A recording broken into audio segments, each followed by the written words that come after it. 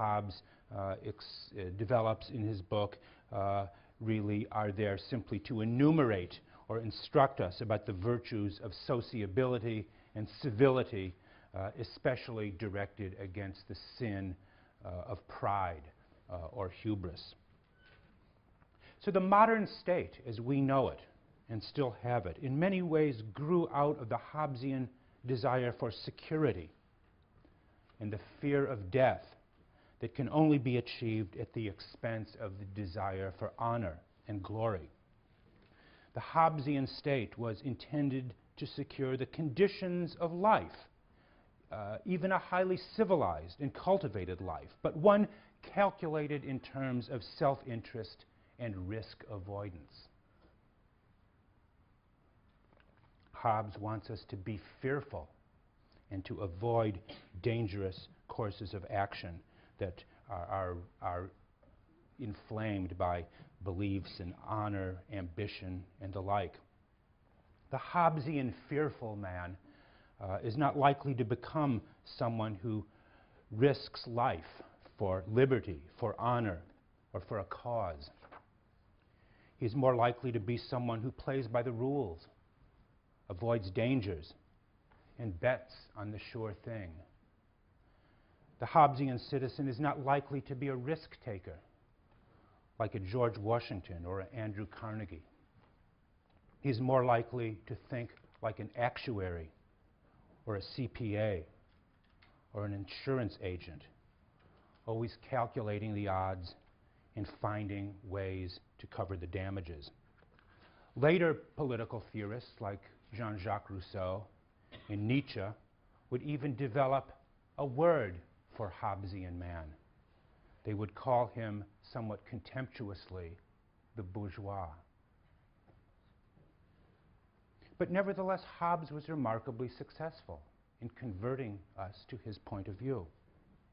The type of individual he tried to create, careful, self-interested, risk-averse, this has become the dominant ethos of our civilization, has it not?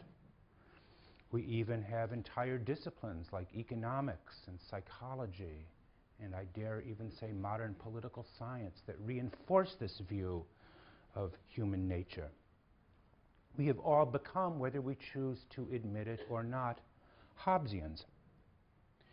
And yet at the same time, and here is the paradox, I think, even a Hobbesian society cannot entirely exist without some individuals who are willing to risk life and limb, either for the sake of honor, for self-respect, or even just from the sheer joy that comes from risk itself. Remember my example on Monday of Ralph Esposito. Why do people become firemen, policemen, soldiers, freedom fighters? All activities that cannot be explained in terms of self-interest alone. Will not even a Hobbesian society, again, require fire departments? And where will people come from that if they all follow the psychology of fear and self-interest that Hobbes wants to instill in us? Hobbes regards these passions, what Plato called by the word thumos. Hobbes regarded these passions in many ways as barbaric, as uncivilized and warlike. And to some degree, he was right. But even the Hobbesian state, Hobbes admits himself, the Hobbesian state lives in the midst of a Hobbesian world. That is to say, the world of international relations is, for Hobbes, simply the state of nature writ large.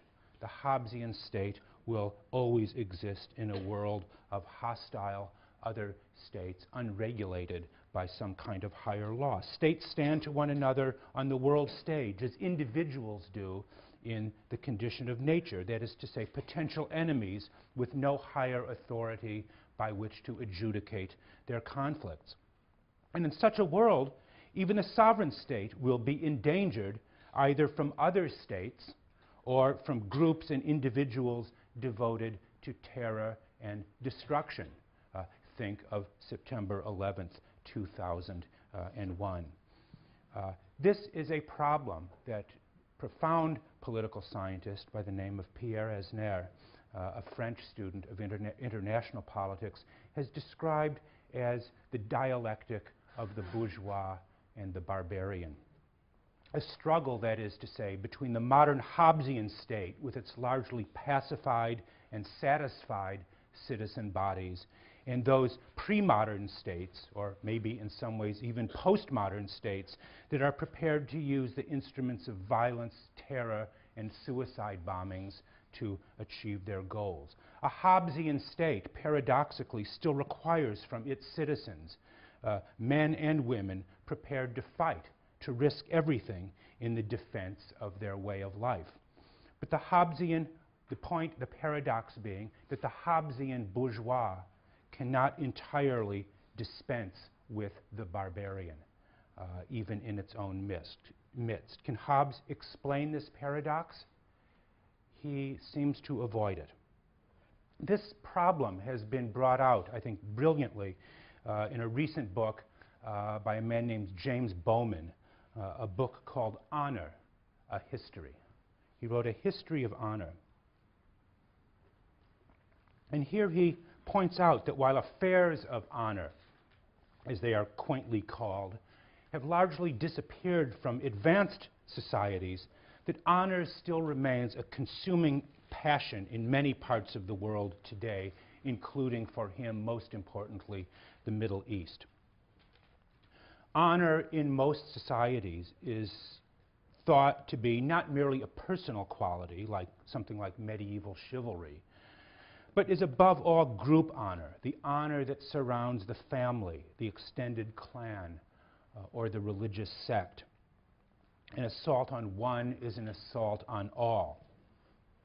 This helps us to explain, for instance, why in so many cultures the concept of saving face is so important, even if to most modern Americans it seems relatively trivial.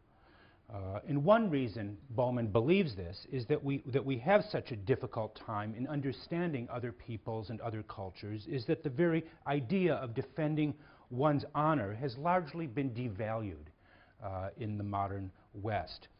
We tend to look at human behavior as a matter of providing rational incentives for human action, while most people, in fact, are driven by a need for esteem and the desire to avoid humiliation. I remember, for example, during the Vietnam War, when Richard Nixon spoke about achieving peace with honor, and this was largely mocked as a kind of ludicrous idea. Honor to so many of us sounds quaint, like an honor code or the Boy Scouts code or something like that, or something primitive, some kind of primitive ethic, which we therefore don't really understand. We don't often see that it was in large parts Hobbes's efforts to discredit this kind of warrior virtue, this kind of virtue of honor that is so much a part of cultures that is also responsible for our current blindness. And that brings me to my final point about our Hobbesian civilization that conceals from us a very uncomfortable truth. The peace, security, and safety, what we might call our bourgeois freedoms that we enjoy, rest on the uncomfortable fact that there are still people who are willing to risk their lives for the sake of higher goals like honor or duty. Is that irrational for them to do so? Hobbes would believe it is. I think he would say yes. It doesn't make sense from a purely Hobbesian point of view that encourages us to think like rational actors interested mainly in safety and beating the odds. Hobbes, in many ways, finds himself in the position of the young military lawyer played in the following movie clip I'm going to show you. Okay. Is the point made? The point is made. Then I will not even provide any further commentary on what I only apologize that for some reason I couldn't get the picture.